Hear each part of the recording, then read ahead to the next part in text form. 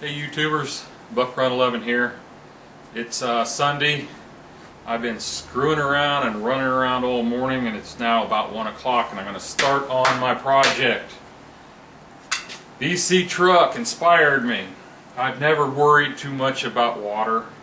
Probably should have, but I saw one of his last videos where he was making a water distillation system.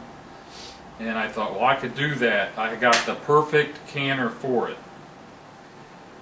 The reason this is the perfect canner is it has a meter, or a gauge, and then it had 2 ports on it that are threaded for these, I've already got them loosened up.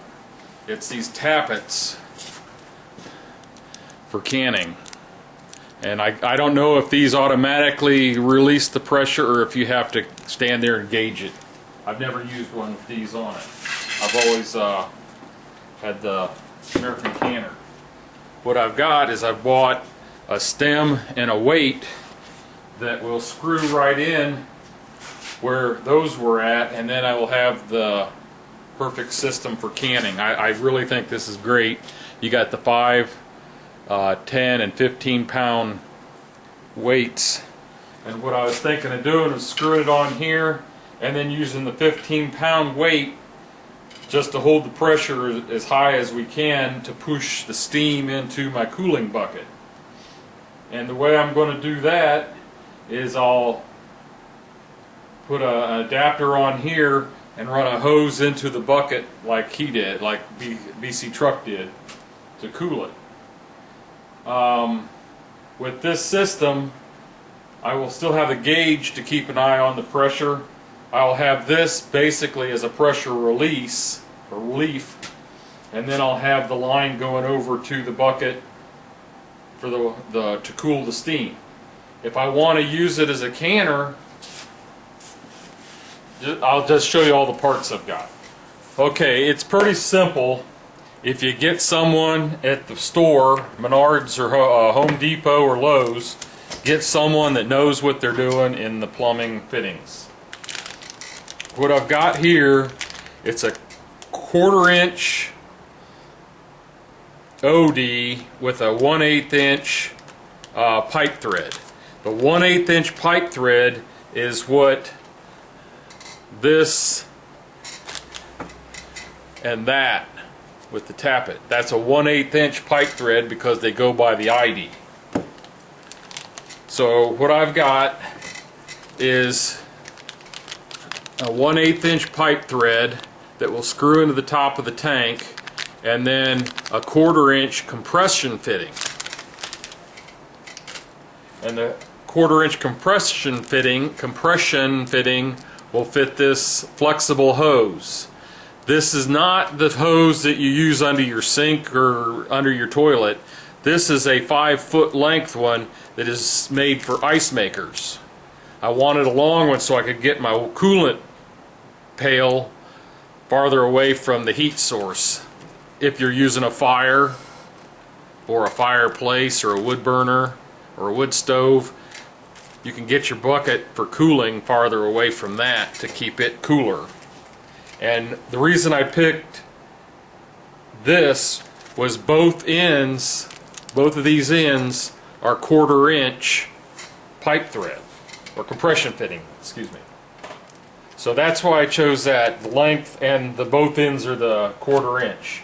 Now if you want to turn that back into a canner, you can unscrew this and just screw in this 1/8 inch plug and plug that hole, and then you've got your weighted tappet going and you've got your gauge.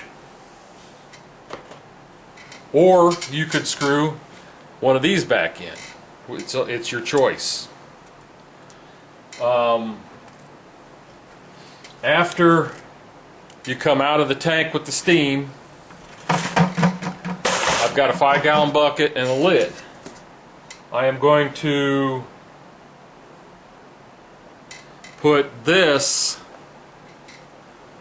I'm going to take the, I'm not going to use this part of it because this will screw into it. And on the end, that will be on the top side, and on the bottom side I will be using this with a compression, the compression cap and everything, because that will be attached to my 1/4-inch copper tubing. And then I'll have the coil inside the bucket, and I'm going to make some wood pieces to run that coil through to keep them spaced, the coil spaced a little bit, and it won't be so loose. And then it will, that piece is just a 1/4-inch says INOD. It's just a 1/4-inch compression on both sides. And then this in here is a compression, 1/4-inch compression fitting on one side, and then a female 1/4-inch pipe thread on the other side. Let me show you.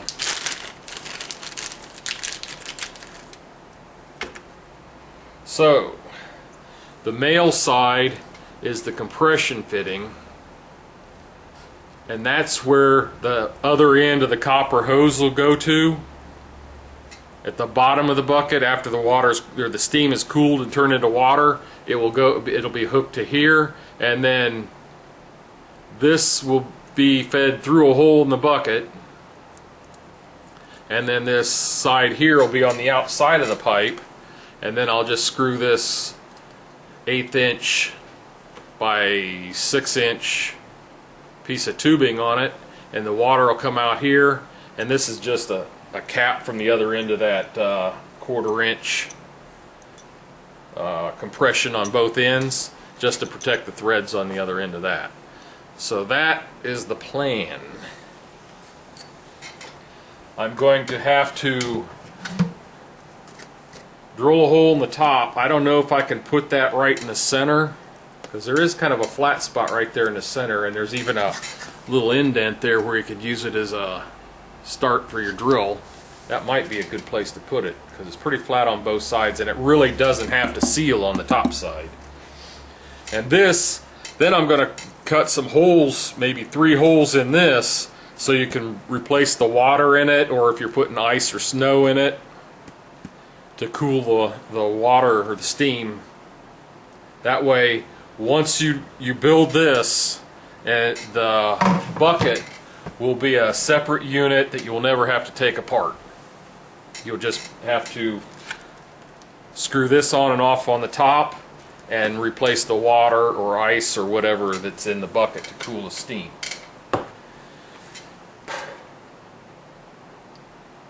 I hope I've been clear, and I hope I know what I'm doing. I mean, I understand what I'm doing. I've also got a little piece of 2mm thick foam that I can use on the bottom of the bucket as a gasket to seal the where this goes through. Let's get started. This has been a big ordeal, but I've kind of got it narrowed down to where it's not going to be a big problem to do this and change it back. And I was planning on drilling the hole in the canner bigger and putting bigger fittings in it, and I finally talked to someone at Menards that knew what the heck all these fittings were, and I got the right ones. And it's going to be pretty simple. Let's get over here and start screwing things on. Okay, I've been debating on, here's the meter and this is the side you read it from, and here on the canner is the side that you're lining up when you're putting the lid on and off. So I think I'm going to have, since I'm going to be wanting to watch the pressure, I'm going to have the steam come out here, because the fire is going to be on the hot side of everything, is going to be on that side if I'm having to use a fire or a wood stove or something like that to heat it. So I want this to come off a side that might be a little cooler. So this one here gets the stem for the weight,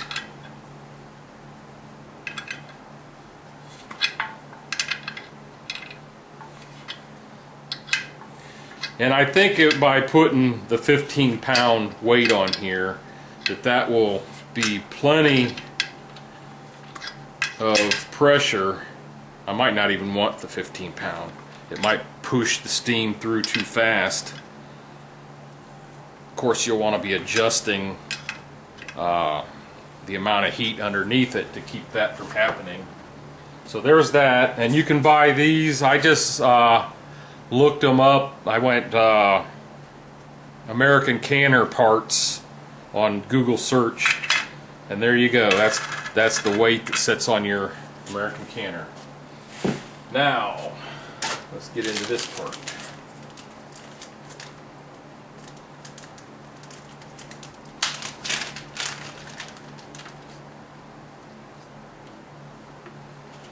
All this is, well, heck, that's not right.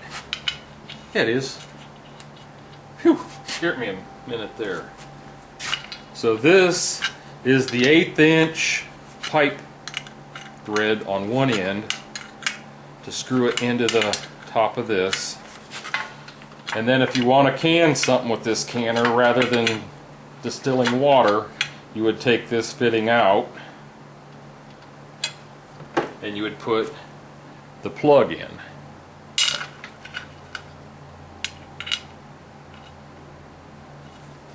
And then that would make it just a regular old canner, or you could also put this back in there. Now,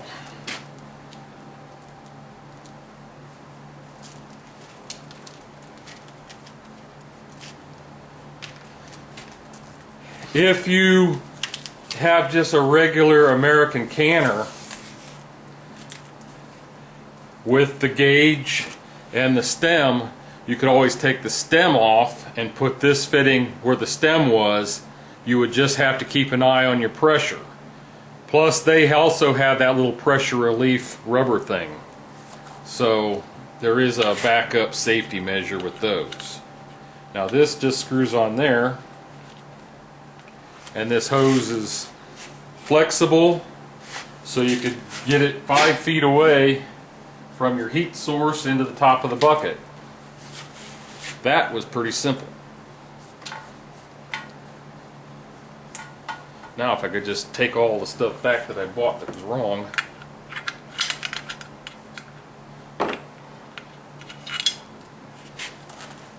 But I don't do that. I just stick it in my parts stuff and save it for the next project. So there we go with that. And I want to keep this and the weight. I always keep the stuff back in the bag. So now I have a plug to put in there. I bet you I could just get a cap that would screw right on top of there too. I might look for that. These are just some extra little parts.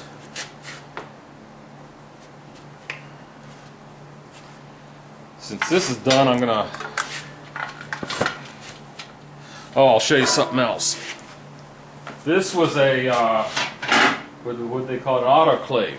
So the autoclave, it has this pot inside of it. And what I was thinking of doing is, if I have to use some pretty skunky water, like the water from the bayou, I could put it in this and set that in here and actually keep the inside of the canner cleaner that way. So that I thought was a good idea. It may take longer to heat it up inside here like that, but I figure if it's a situation where you've got to distill your own water to get safe drinking water, it's not something that's going to be a rush job. I got to have, you know, a gallon right now. You're going to be filling this up, letting it run and fill it back up, and just running constantly and catching 5-gallon buckets full of clean water and just taking them in and storing them away. And this is going to take a lot longer to heat up than a small one, but you're going to get a lot more water, and you're going to be able to let it go without refilling it as often. So I think this is a plan.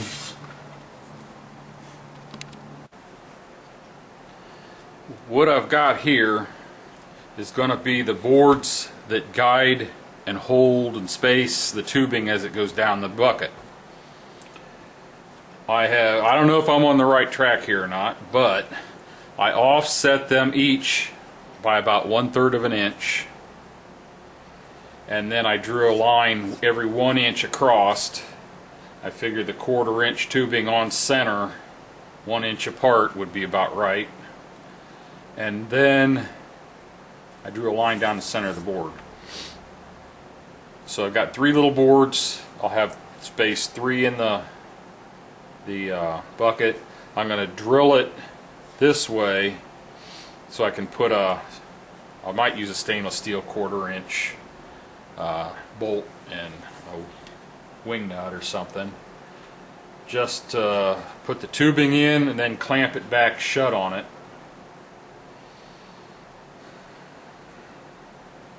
By having it, when I put it in the bucket, then they'll all be sitting on the bottom of the bucket and it'll guide it down rather than having to step down every revolution. Hopefully it'll just guide down as in a spiral or a screw. Next step is to drill the holes. It's 1/4 inch tubing. I think I'm going to go with a 3/8, because then when I cut it down the middle, that's going to take an 1/8 out.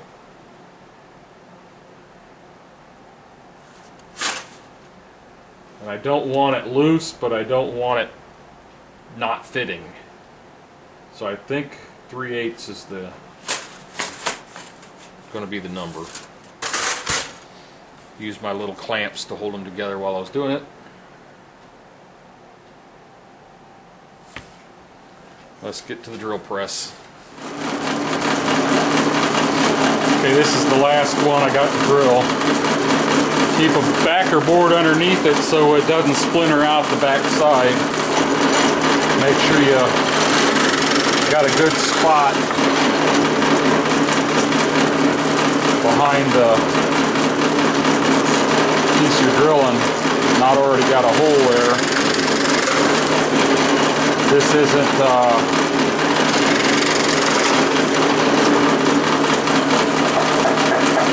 quite as precision work as doing something on the lathe in the mill. And this, I think it's close enough.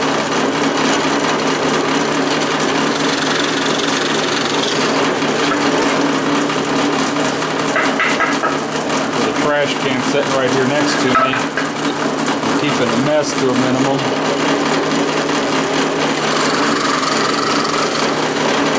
I've got a stop set so I don't drill too far. Back on the table saw, I got it set so the center of the blade is 5/8 of an inch from the root fence, so that it'll cut right down the center of those holes. I got a couple sticks here to help me keep everything safe. Here we go.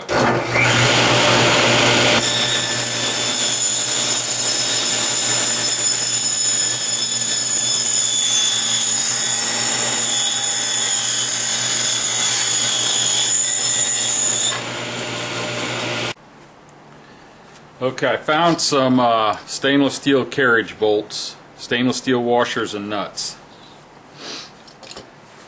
I've got them put on one end, but I am afraid that this could turn R-rated real quick. So if you're watching this, evidently it went pretty smooth. So I'm trying to figure out how to do this.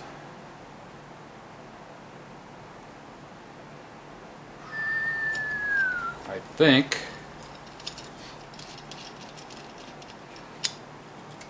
this in here, give myself some room. Ding ding ding, round 2! Uncle Buck versus the copper tubing. Round 1 didn't go so well for Uncle Buck, but I think I outsmarted it and we're getting it done. This was a 20-foot piece of tubing, and that's all what did. I've had 3 more holes in the bottom of these, but it isn't going to make it. So it is what it is.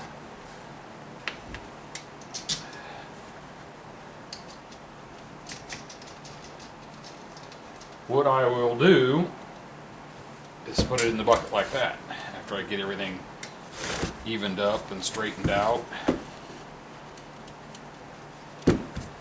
That way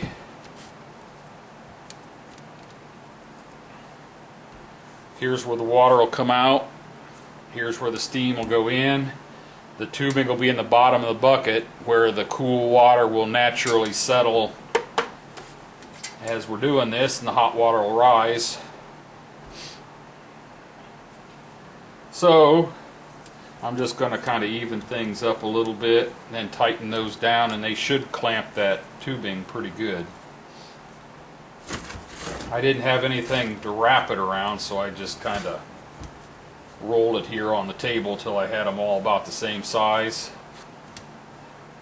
And it's not perfect by any stretch of the imagination, but I think it'll work.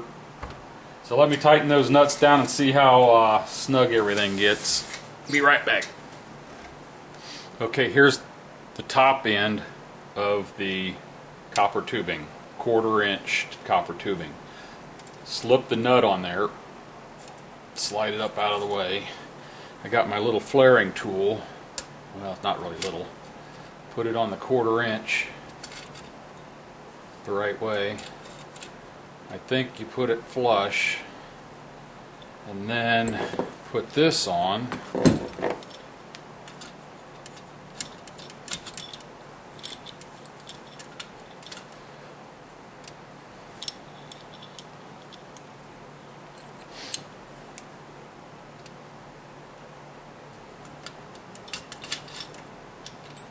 Tighten that down.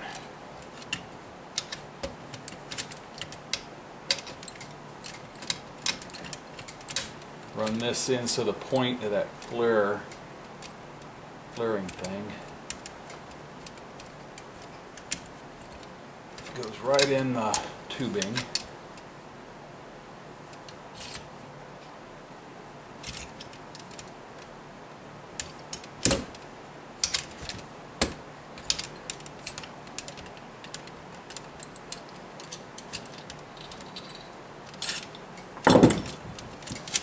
Nice little flare on the end. Then you've got this piece of brass that goes in there. And then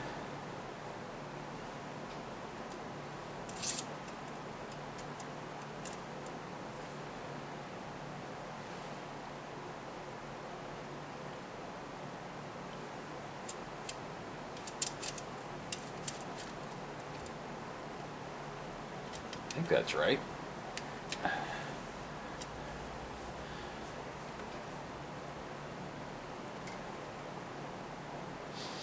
Okay, then you tighten that down pretty good and tight, but I'm not ready to yet because this is the piece that's going to go through the hole in the lid of my bucket.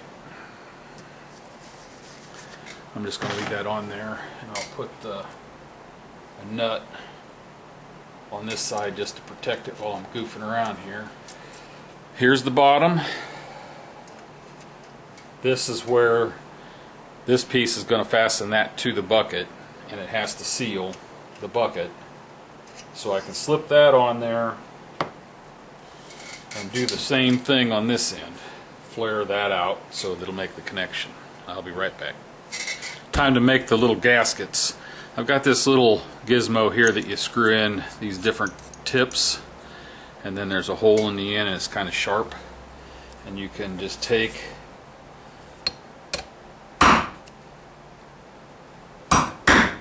and knock these little holes out. I'm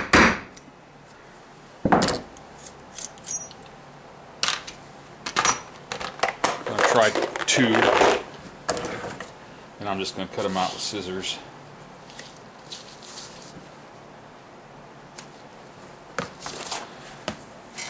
I'll just cut these and try to make them about half round. They don't have to be anything special. They're going to be on the inside of the bucket to try to seal it so the cooling water doesn't leak out of the bucket. And then it goes on here.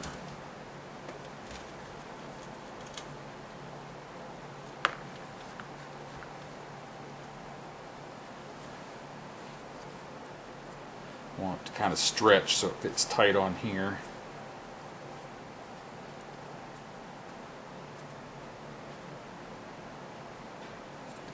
This is not the right way to do it. I gotta feed it through the hole in the bucket. Thought I might have drilled that just a little too small. Let me enlarge that a little bit.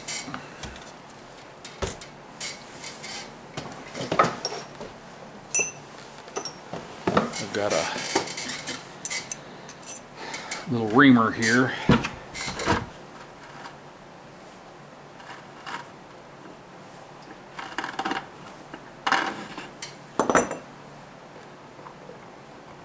That'll work. That's a really nice fit there. So I need to put this in here. I may not need but one of those. Try to put it on in the bottom of the bucket.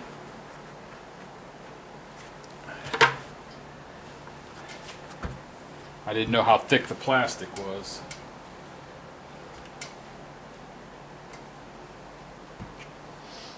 Can't forget that little gizmo.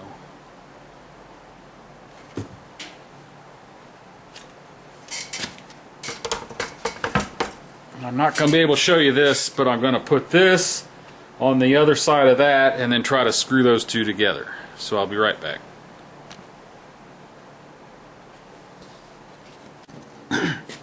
Well, I just made a fantastic video on how I came to the conclusion that those needed to be 12.5 inches apart, and I marked the center line and came in and measured it and all that stuff, but Murphy shut the camera off. So I don't have a video. So now what I've got is the places marked to drill this 2.5 inch hole to access the water in the coolant tank. Probably only need one, but it's going to have 3.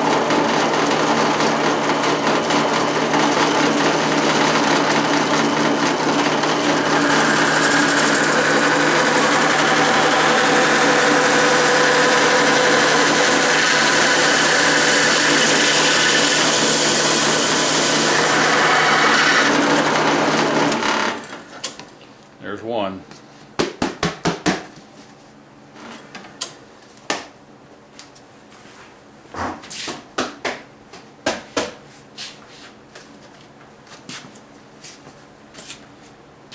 That looks nice. Let's go put it on the bucket.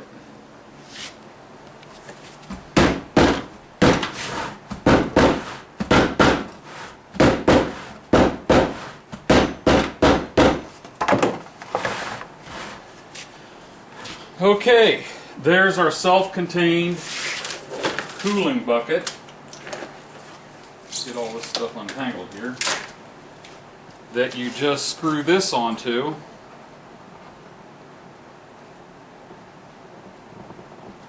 You'd use a wrench to get it good and tight because that steam pressure could leak there. And then you've got the big old tank that you'd be putting the water in. Turn it like this. You can see the gauge.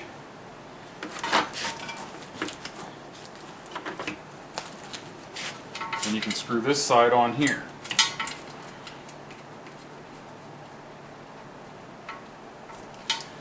You have holes in the top of your bucket that you can fill it up with water, throw some ice in it, throw some snow in it, whatever you have to do to cool it down.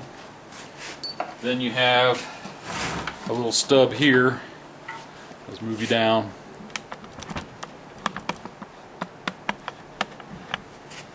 Put this on here,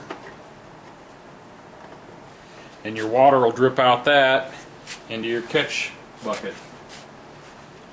It's getting late. It's snowing. It's supposed to get really cold.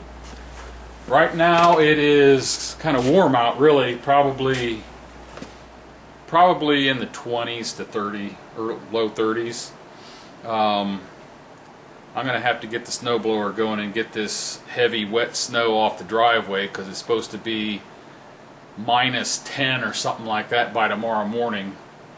And if this wet, damp snow freezes, I don't think my snowblower will get it off the driveway, so I'm going to go out and try to get as much off as I can right now.